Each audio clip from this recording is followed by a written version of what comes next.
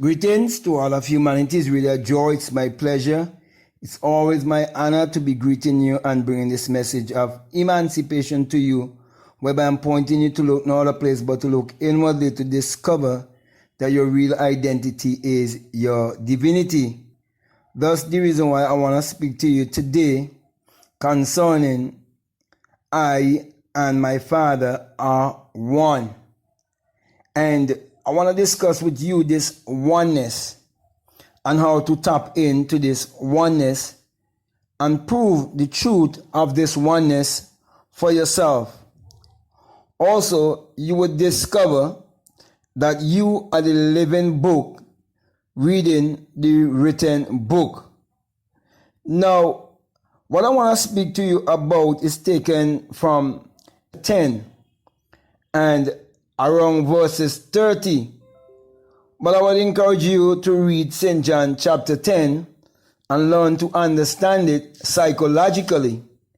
Because as you know, the basis of my teaching is that the Bible addresses the human mind and must be interpreted psychologically.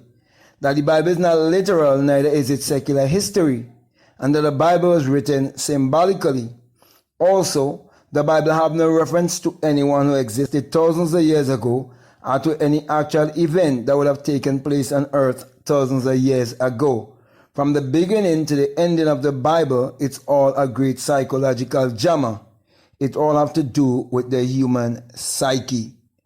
So now let us look into the scripture whereby we understand it psychologically. This scripture in St. John chapter 10 is teaching you that the Bible is your own spiritual autobiography.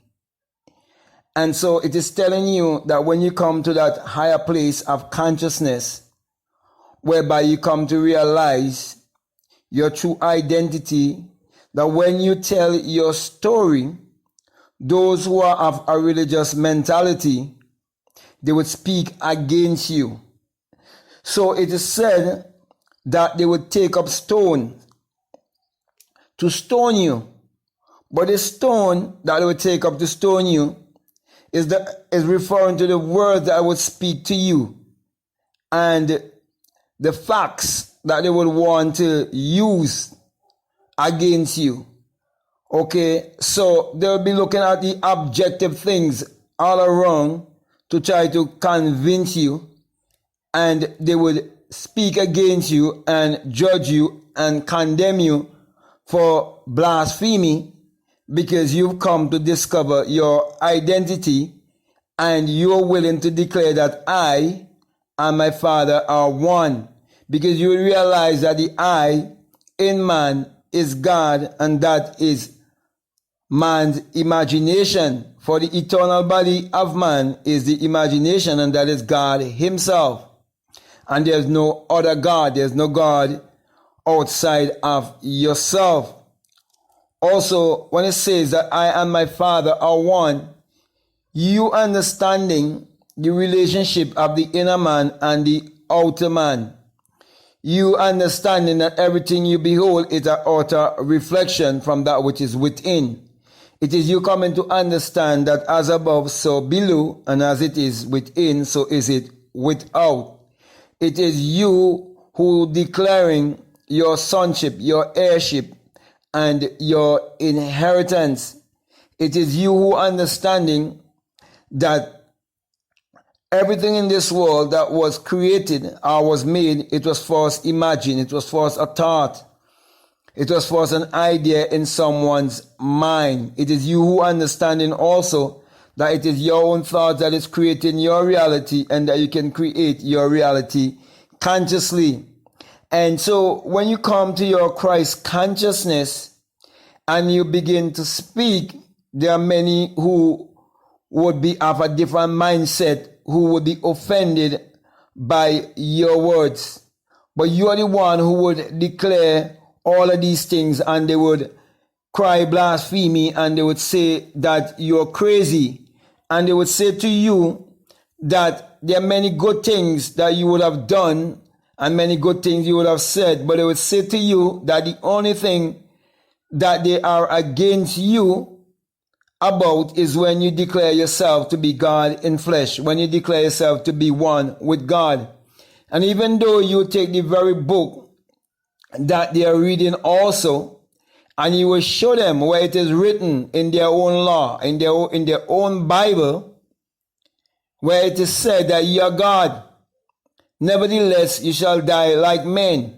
So you point them even to Psalms 82, and they still gonna cry blasphemy, because they have not vibrated to that level, discovering their higher self. So my brother, my sisters, I'm saying to you that when you understand that it is your thought that is creating your reality, you have to use this consciousness, knowing that consciousness is the only reality. You have to use your consciousness to create your world the way you want it to be. That is why you must know exactly what you want in this world, what you so desire. You must have a burning desire for that thing. And you must have the right intention why you want to achieve that thing. And in Habakkuk chapter 2, it tells you that you must write it down. You must make it plain. You see, when you take a record of it and you write it down, you will realize that there are self-fulfilling prophecies that is taking place in everyone's life. Therefore, if you speak negative of yourself, you would reap negativity. That's the result you would get. For as a man thinketh in his heart, so is he. And as you sow, so shall you reap. That is why, my brother and my sisters, when you understand your oneness with the Father, who is your imagination, the creator in man, when you understand the oneness with your higher self, the divine mind, the infinite one, you will realize that you are divine. And you will realize that your mind must be connected with the divine mind. That consciousness in you, which is that awareness of being, you will realize that that is God, the creator. And so when you come to this union, marriage, you must bring forth, you must replenish, you must increase. That is why, as I was saying before, you must know exactly what you want, and you must be definite with what you want.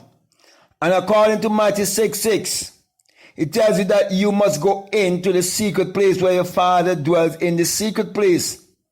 And that secret place is when you go into that place of imagining that which you desire and seeing the thing in your mind's eye, touching it, smelling it, being in contact with it. And you're doing all of that, having written it down before and keeping a record of it. And then in Job 33, it tells you that it is when you are in that drowsy, sleepy state and you're ready to go to bed that you're going to change dimension. You're changing from the three-dimensional world into the fourth dimension. And that is when your instructions are being sealed. Therefore, you have to take your desire with you into your mother's bedchamber, into the room of the one, or the womb of the one who conceived you, the place where you conceive, the place where you have conception, where you have perception.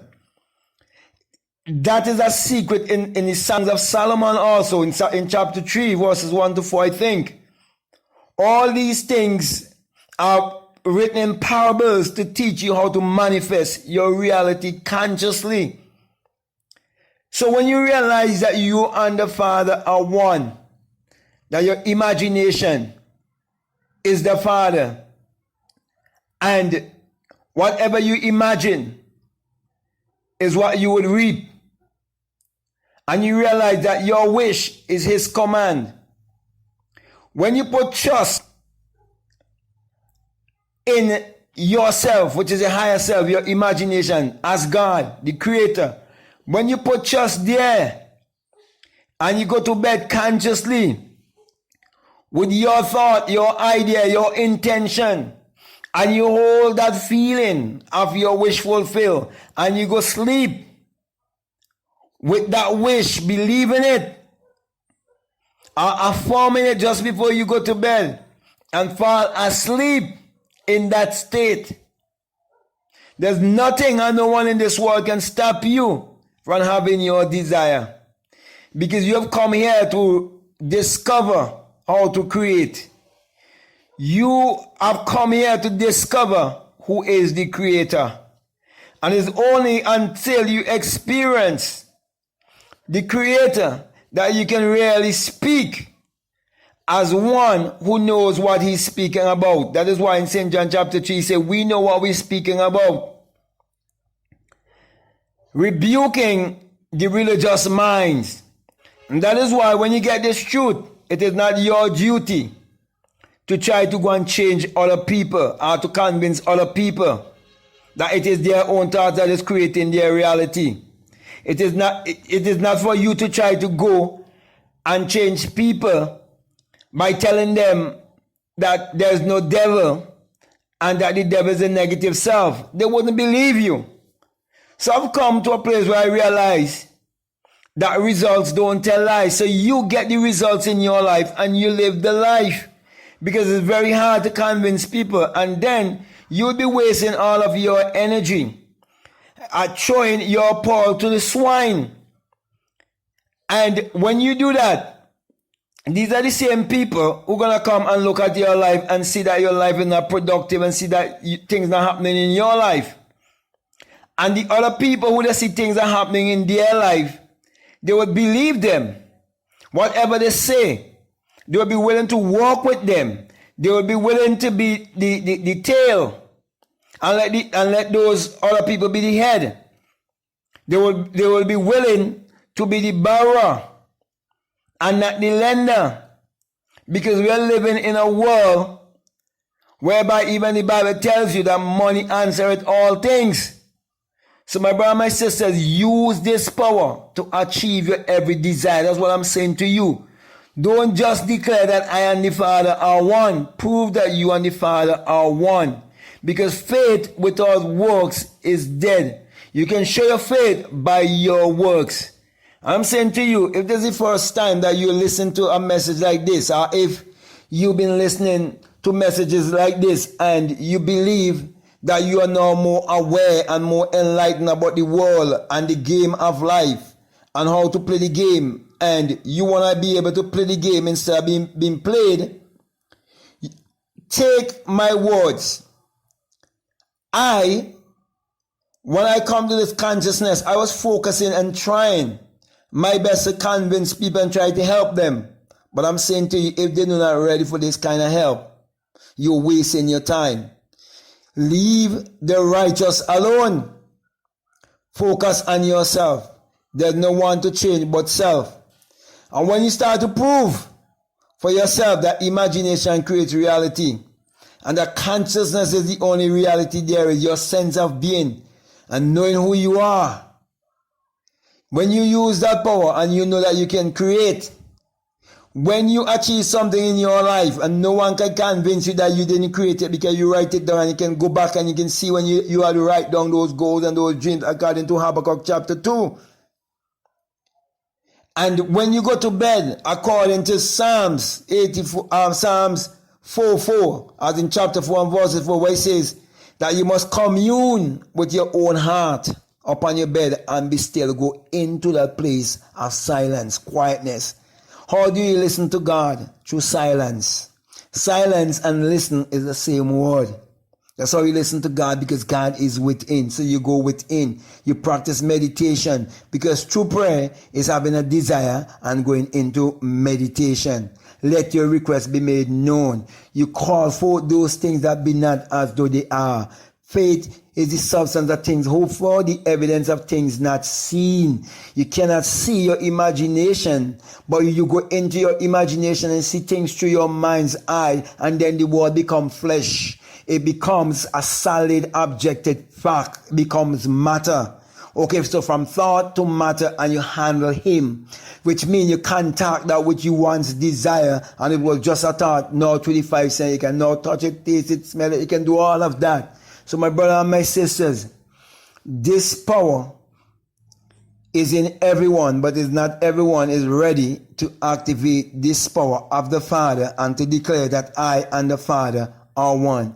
Thus the reason why they are the one who would cry, blasphemy. They would say that you are crazy, that you are mad, that you have a demon, and that they would need to pray for you. They would tell you that you are brainwashed and so on. Always remember there's only two kind of people in this world, the wise and the foolish. The Bible tells you that in the parable of the virgins, there will always be the wise and the foolish. There will always be the poor among you too. Those with that mentality. You cannot change it. Change yourself, and your world will change. Your environment will change. Everything around you will change. Your finances would change. Your bank account would change. Everything would change. So that being said, my brother, my sister, I can really go on and on because there's so much. There's so much in what I'm saying here to you. Okay, it would take me, such a long time just going on and on and on and on. But as time go by, we're going to even more deeper teachings into these things and open them up for you. And you will get to understand them even more. But before I leave, I want to let you know also that in 2 Corinthians 13:5, you've been challenged. That's why I'm challenging you right now to prove yourself, examine yourself, see if you're in the faith or not. Don't you know your own self? Don't you know that the Bible is about your own self? Don't you know your own self that Jesus Christ is in you? If Jesus Christ is in you, what form is Jesus Christ in you? Many religious people say the Holy Spirit. The Holy Spirit is in what form? It is your imagination. And that is why only those who will have an awakened imagination would experience the halo or the fire, a tongues of cloven fire above the head. And they are the ones who hear the unearthly wind. Okay? But let me say this. If you listen to me for the very first time and what I'm saying to you, it's really making sense to you, it's resonating with you, then it is for you. And I'm saying to you, if you'd like to get more messages like this, if you haven't subscribed already, to subscribe, to comment, to like, or to share this video. But before I leave you, I just want to share with you that this message I bring to you, that it is the single eye message of self-realization, of which Matthew 6:22 says that if your eye be single, your whole body will be full of light. My brother and my sisters, when you have that experience of that single eye, and your whole body is filled with light, then you will understand what it means to be in the upper room in Acts 2. For you will come to understand is the highest place of consciousness, where you will awake from the dream of life and come to understand what it means when it says that you shall change from mortal to immortality in a twinkling of an eye. That twinkling of an eye is an opening of an eye. And then you will understand what it means when it says that you will hear that wind, that mighty rushing wind. And you will understand when you talk about the tongues of cloven fire. For when it happened to me, I first had an experience of the great and mighty shaking. And then that eye opened with me when I heard that unearthly, that great and mighty wind. And I ascend like a fiery being and exit my skull and went beyond the brain. I became invisible and come to teach you the message of the invisible, because I've experienced the new birth. I've come to the fulfillment of St. John chapter 3. That is why, my brother, my sisters, when you come to this experience, you'll understand the virgin birth. You will understand that your skull is Golgotha. You'll understand your body is the tomb in which the Christ is buried. And you'll be able to say, I and the Father are one. Also, you would understand the resurrection. And that is why, my brother and my sisters, no one will be able to brainwash or deceive you, because you will be empowered and because you have received that which you are seeking for all your life. You're seeking for your higher self. You're seeking to discover your true self, and you come to realize that your real identity is your divinity. Thus, the reason why I always say to each and everyone, do not let anyone ever brainwash you to make you believe that the I above the pyramid and the US dollar that it's an evil symbol. No, it is the all-seeing eye of God in you, who is your imagination. For you will have an awakened imagination and come to realize that the eye represents the eye of the mystics, the prophets, the seers, the wise ones, those who will vibrate beyond humanity and come in to their divinity and share with you the story of your spiritual autobiography that must be interpreted psychologically. That's the reason why I also always put my hand right above my crown chakra and give you the symbol of the single eye, saying to you that when you have the experience, that you will experience that it is the rising of the sun in a son, and that it is the dawning of a new day in your life. For the sun parallels the human imagination parallels the sun. For without the sun, there is no life and there is no light. And without the human imagination, there isn't anything made that was made. And you're told in Psalms 84:11 that the Lord thy God is a sun, as in a sun, and a shield, and no good thing will he withhold from you. And truly the sun has never withhold any good thing from humanity. For the sun is what powers all of humanity and give all of humanity its energy. Also, in Malachi chapter 4 verse 2, you're told that the sun, as in the sun, of righteousness shall arise in you with healing in his wings. And that is why when the sun has risen in me, I'm bringing healing to all of humanity, saying to each and every one to use your mind power, which is your solar power, your sun power, your God power, your creative power, which is the sexual power. Use that power to achieve your every desire and declare that I and the Father are one. So with that being said, I want to say peace, love you all, I'm out.